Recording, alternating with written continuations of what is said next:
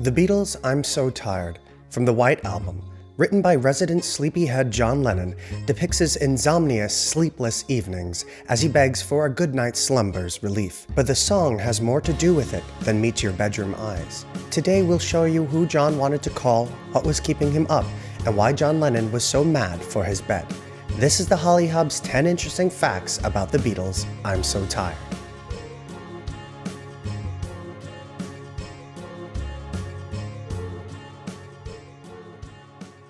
If John was dreaming of the past, I imagine he would recognize how sleep-obsessed he really was. In songs like I'm So Tired and I'm Only Sleeping, to protest movements where he wouldn't even have to get out of bed.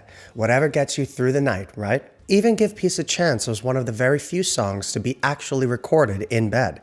John's desires to lay languidly upon a mattress was witnessed by others throughout his life. Friend and journalist Maureen Cleave mentions, he can sleep almost indefinitely. John corroborates this accusation of narcolepsy by saying, physically lazy. I don't mind writing or reading or watching or speaking, but sex is the only physical thing I can be bothered with anymore. Like many of John Lennon's most existential songs, I'm So Tired found its birthplace in India while the Beatles were studying transcendental meditation with the Maharishi.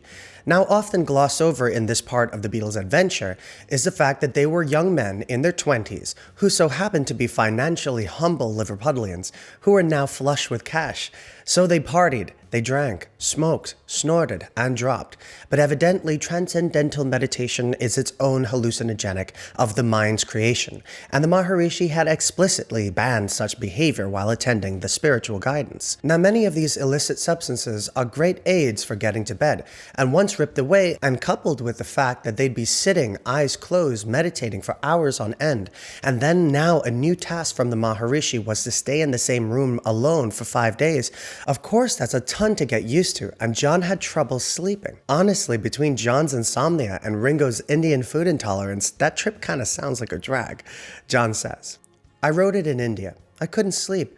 I'd been meditating all day, and then I couldn't sleep at night. We were not supposed to leave the room because of this thing about staying in one room for 5 days. So I was so tired, I couldn't get to sleep. That's it. I'm so tired. I don't know what to do. I'm so tired. My mind is set on you. I wonder, should I call you? But I know what you would do. You'd say, I'm putting you on, but it's no joke. It's doing me harm. There's only one woman John says he wanted to call, and that is his future wife, Yoko Ono. He had just met her before his trip to India, and John was in love with her, even remarking on Yoko in Julia as well, a song titled after his own mother. Yoko had arrived, and John was very much into her.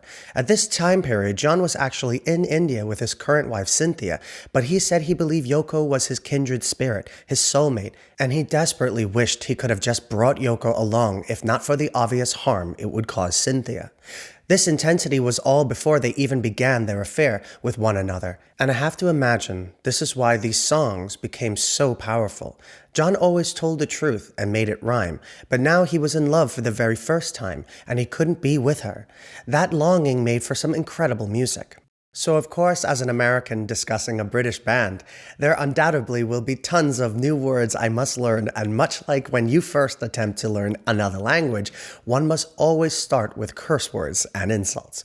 In the line, and curse Sir Walter Raleigh, he was such a stupid git. Git invoked the old Scots word gat, which is to mean bastard. When the insult traveled south of the border, it became a bit softer from get to git. But who was Walter Raleigh, and why was he such a bastard? Well, Sir Walter Raleigh was the man known for popularizing tobacco in England. He brought Virginian tobacco from America in the 16th century, and John called him the aforementioned gat, because this is how they pronounce git in Liverpool, closer to the original way of saying it. Also, get rhymes with cigarette better than git. I feel like I'm saying git a lot. I hope it isn't as bad as YouTube's gonna me with an ad-friendly strike or something. Anyway, John was addicted to cigarettes, as were all of the Beatles and a lot more people back then. I used to smoke for like 10 years. Seriously, do whatever you like, but smoking really does suck, and it feels impossible to quit. So if you hadn't had a ciggy before, just keep doing what you're doing. Trust me. One annoying symptom of nicotine use is being that it is a stimulant. It keeps you from falling asleep, and thus contributed to John's insomnia. So he was literally so fed up with the poison of smoking that he called Sir Walter Raleigh a stupid bastard in a song. And you know what? I get it. I get it. Remember in our Here, There, and Everywhere video where Paul McCartney said he tries to emulate different singers to give his songs a different voicing? Well, that wasn't just Paul. For I'm So Tired, John enlisted the help of the one and only Smokey Robinson. At the top of his handwritten lyrics page, John wrote, "Smokey, then heavy voice." John idolized Smokey and wanted the verses of this song to sound like him. Listen to these two clips and see if you can gather what John was going for. Now if there's a smile on my face, oh, tired, I haven't slept a wink. So I get a lot of people yelling at me that Paul is dead and a doppelganger, yada yada yada. At first I thought people were just joking around, but now I kind of feel like they're serious and, well, okay. But in my endless desire to stoke the conspiracy fire, here's another one for you all. On one of the tracks, John begins to mumble gibberish whenever there was a break in the music. Weird, because there isn't a lot of examples of him doing that. Not sure if he was intending for it to be on the record. During recording, the mumbling heard is said to be John saying, "Monsieur, monsieur, how about another one?"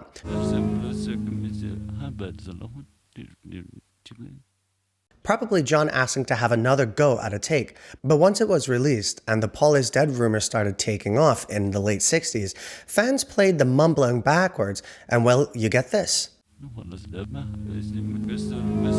In 1969, a nice little trivia bit about the song occurred when rehearsing at the Twickenham Film Studios in London for the Let It Be movie. The Beatles broke into a jolly rendition of I'm So Tired with Paul singing lead, imitating John's voice and mumbling, and it's pretty hilarious if I'm being honest. Very quickly, John recorded a demo version of I'm So Tired at George Harrison's house in Surrey in 1968 on his Ampex 4-track machine. This was a very important session because the Beatles actually met deliberately on that day to record loads of demos in preparation for the official recordings at EMI Studios a few days later. This is a clip from that demo. 2, 3, 4, and... John was a very progressive songwriter, especially when it came to his chord progressions. A Day in the Life comes to mind as one of the most ingenious use of chords in rock music, but I have the strange feeling John really loved a specific chord progression as he used it thematically. I call it the doo-wop chord progression. So musically, the chord progression is usually 1, 6, 4, 5. So you'd get big doo-wop top classics like Blue Moon. Blue moon, you saw me standing alone, without a dream in my heart, without a love of my own. And John used that progression loads of times. For instance, this boy. That boy took my love away, though he'll regret it someday. Oh, but this boy wants you back again.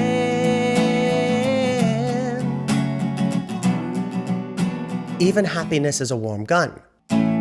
Happiness is a warm gun, mama. Happiness is a warm gun, yes it is. Happiness is a warm, yes it is, gun. And so now, hearing all that evidence, check out I'm So Tired, but see that John, because he's John Lennon, added in a cheeky flat chord for the second position in the progression, for what I think is a groovy feeling of falling, perhaps asleep. It isn't any secret John openly loved only a few Beatles songs. When we first heard that fact, we were all probably a little let down that the man who brought us so many incredible songs didn't like them as much as we did. I think that's where a lot of the Beatles' charm comes from.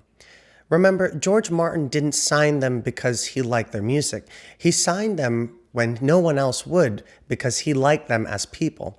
John was always honest.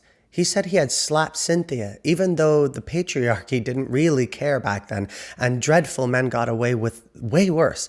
He was jealous and possessive, and he said that time and time again. And of course, he was deeply insecure. But before anyone asked him to, he made the moves to better himself. So this next quote from the guy who wanted to use every last trick in the recording studio to mask his own voice, a voice he thought should be hidden. This next quote I find simply perfect. John says, "I'm so tired was me, in India again. I couldn't sleep. I'm meditating all day and couldn't sleep at night. The story is that. One of my favorite tracks. I just like the sound of it, and I sing it well." Okay, well that's it for today's episode. I love you all very much, and be sure to click the Join tab here to get a bunch of awesome content you can't get anywhere else. It's a community we call the Cavern Club, and it's tons of fun. See you there.